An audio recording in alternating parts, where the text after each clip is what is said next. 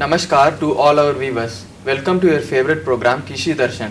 Banana is the most important crop in India next to mango. Its year-round availability, affordability, medicinal value, nutritive value makes it a favorite fruit among all classes of people. Also, it has a very good export potential. So, we have chosen our today's topic as banana production technology. To discuss with this thoroughly, we have with us Dr. Preeti, scientist, National Research Center Banana, a leading expert in the area of fruit science with an experience of 10 years, and Dr. Pushpa, expertise in the area of plant genetics and breeding with an experience of 12 years, and Dr. Raghu, a leading entomologist with an experience of 25 years with a great knowledge on plant diseases, and Dr. Rachana, studying Indian insects and pests with an experience of 25 years, and Dr. Priya, a good horticulturalist with a great field knowledge, and Dr. Prince Soel, expertise in the area of plant physiology with a great lab exposure across the world, and Dr. Pratipika, expertise in the area of horticultural with 10-year experience, and Dr. Priyanka, a leading agricultural economist of the current times with an experience of 12 years. Dear viewers, there exists a great scope for increasing the productivity in all producing zones of India by adopting improved cultivation practices. Besides production, there is a need for adopting optimum post-harvest technology to prevent low productivity and enhance export potential. So, Dr. Preeti, can you discuss about the important aspect of land preparation, irrigation, nutrient requirement? Well, Dr. Praveen, banana is a special crop that can be cultivated throughout the year. There is no specific season for banana cultivation, but we should remember that the flowering should not coincide with the heavy wind period, that is mid-July to mid-August. Coming to land preparation, 4 to 5 times of ploughing is required to make the soil friable. Pit of 1 feet deep can be taken at 4 to 5 feet distance. The pit can be filled with topsoil along with 10 kg of farmyard manure and leave for a week. If the drip irrigation is the irrigation method, we can go for planting after drip irrigation line installation. Coming to water requirement, 10 to 12 liters of water is required at the initial stage and 25 liters of water from 6th month onwards. When the major nutrients are concerned, 300 grams of nitrogen, 75 grams of phosphorus and 450 grams of potassium are required per plant. In that, 150 grams of nitrogen and 75 grams of phosphorus can applied at the 3rd month. Remaining nitrogen and potash can split into 2 equal doses and applied at 5th and 7th month. All these fertilizer can applied through irrigation as fertigation. Thanks Dr. Preeti for your valuable tips on the basics of land preparation, irrigation and nutrient requirement. So viewers, what is the best cultivated and widely available banana? Dr. Pushpa, can you suggest your ideas on that? Yes, Dr. Praveen. Commercially, bananas are classified as desert and culinary types. The important cultivars of banana includes Robusta, Rastali, Puvana, Grandene.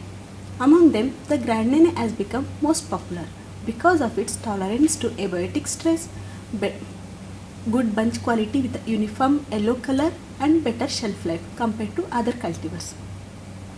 Earlier, suckers were the main propagating materials, but nowadays the tissue culture planting material has gained importance because of its virus-free nature.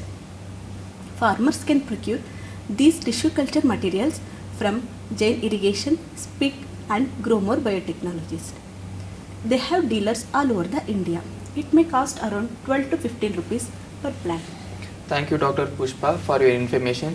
Choosing a best variety and its availability plays a vital role in good economics and production, but there are some important diseases infecting the crop. So Dr. Raghu, can you shed your light on important diseases affecting the banana crop? Of course, Dr. Praveen. Banana is infected by many diseases. Among them, Sigatoka leaf spot, anthracnose, Fusarium wilt, bacterial wilt, tip over and banana bunch top viral diseases are most important. Adoption of integrated disease management practices can reduce the losses due to these diseases. Firstly, the field sanitation should be followed strictly, where we have to remove and burn the previous crop debris. Weeds can be controlled by spraying glyphosate at the rate of 3 to 5 ml per liter of water. Crop rotation with rice can be followed by selection of healthy planting materials. During planting, dip the suckers in carbendazim solution at the rate of 2.5 ml per liter of water. Soil application of carbofuran granules at the rate of 40 gram per plant or Pseudomonas and Trichoderma at the rate of 25 gram per plant, or drenching the carbendazim solution at the rate of 2.5 gram per liter of water to the infected plants after planting will reduce the soil-borne diseases. Spraying with hexaconazole or propiconazole at the rate of 2 ml per liter of water will manage the Sigatoka and anthracnose disease.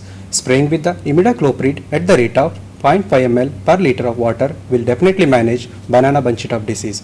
So, dear farmers, by adopting all these integrated management practices, we can reduce the losses due to diseases in banana. Thanks Dr. Raghu for your guidance.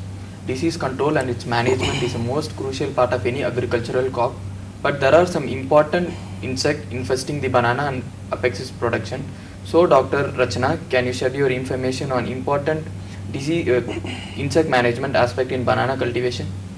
Well, Dr. Praveen, banana is infested by many insect pests. Among them, important ones are rhizome weevil, pseudostem weevil, aphids, and scales. For their management, first we should follow clean and healthy cultivation practices where selection of healthy suckers becomes very important. For weevil management, dip suckers in 0.1% quinalphos solution or incorporate carbofuran granules at the rate of 10 gram per plant or forate at the rate of 5 gram per plant in soil. Use of longitudinally split pseudostems at the rate of 65 per hectare as traps also gives good results. For managing sucking pests like aphids, scales, etc., spray imidacloprid at the rate of 0.4 ml per liter. By adopting these measures, farmers can manage the pests very effectively. Thanks Dr. Rachana for your valuable tips on insect management in banana crop. But there are some special operations followed in banana. Dr. Priya, can you throw lights on this? Yes, Dr. Praveen. There are 4 important special practices that should be followed to get a better yield. The first one is desuckering. Here we have to remove the unwanted suckers at every 15 days interval from 3 months after planting. This will reduce the competition of nutrients to the main plant. Second comes denaveling, that is removal of male flowers. After this practice, the cotton should be dipped with 5% Panchagavya solution to increase the bunch size. Third is propping. When bunch size starts to increase, the plants may lodge. To avoid that, propping should be done. PVC pipes, iron or castrina poles can be used for this purpose. The last practice is bagging. This can be done at 8th month. This will increase the color and protect the bunch from sucking pests. White or blue polythene bags can be used for bagging purposes. These special practices will definitely help us to increase the yield in terms of both quality and quantity. Thanks Dr. Priya for your valuable advice on special operations. There are some important post-harvest technologies followed in banana. Dr. Prince Soel, can you share your advice on that? Yes, Dr. Praveen, there are 9 important post-harvest operations to be followed in the banana. They are pre-cooling, cleaning with chlorine water, delatexing of hand, fungicide treatment, grading, packaging, storage, ripening and marketing. The main steps include cleaning and delatexing, sorting and grading based on the number and the size of the fingers in each hand. The final critical step is ripening. Based on the color development, fruits are classified into 7 different stages for their marketing purpose. So all these post-harvest operations will definitely enhance the quality of fruits for the export purpose. Thanks Dr. Prince Soel. That was very good notes on post-harvest technology. What are the important intercropping methods followed in banana for additional income to the farmers? Dr. Pradeepika, can you share your tips on this? Sure, Dr. Praveen. Banana is a shallow-rooted crop and gets easily damaged by cultivation. Therefore, use of short-durated crops, that is 45 to 60 days, like moong and cowpea, are considered to be green manure crops.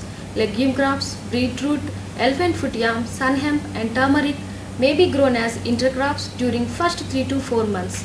Apart from these crops, banana plantations are intercropped with cotton and ginger to exploit maximum income per unit area. However, growing of cucurbitaceous crops should be avoided as they are carriers of viruses. Thanks, Dr. Pradipika, on your notes on special income on farmers.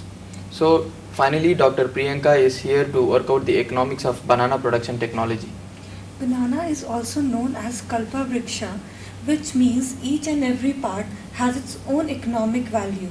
Banana has its demand in export market throughout the year, so banana will always keep you all high.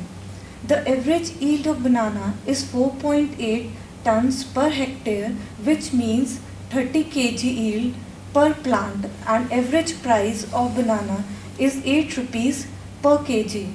The benefit cost ratio for the first year will be around 1.52, which includes the additional cost of the pseudo stems and the banana flowers. However, in the second year, it will rise up to 3.2. So, my dear farmers friend, I assure you that banana cultivation will definitely increase your livelihood. Thanks, Dr. Priyanka, for your analysis. I would also like to thank Dr. Preeti, Dr. Pushpa, Dr. Raghu, Dr. Rachna, Dr. Priya, Dr. Prince Joel, and Dr. Pradipika. Dear friends, hope our panel of experts was able to give you a detailed insight into banana production technology. Since banana is a very low yielding crop and it is one of the easily perishable fruit, this technology insight would surely improve the banana production. If you have any queries, please send your questions to Krishi Darshan National Research Center, Banana, Tainur Os Togamalai, Trichy 620102, Tamil Nadu. You can also contact us via phone at 87544544706 and 944-255-3117, and you can also email us at nrcbanana@gmail.com. Website is www.nrcb.res.in. Dear farmers, hope you have enjoyed our program. We shall meet again next week at the same time with your favorite program with another important topic. Namaskar. Thank you.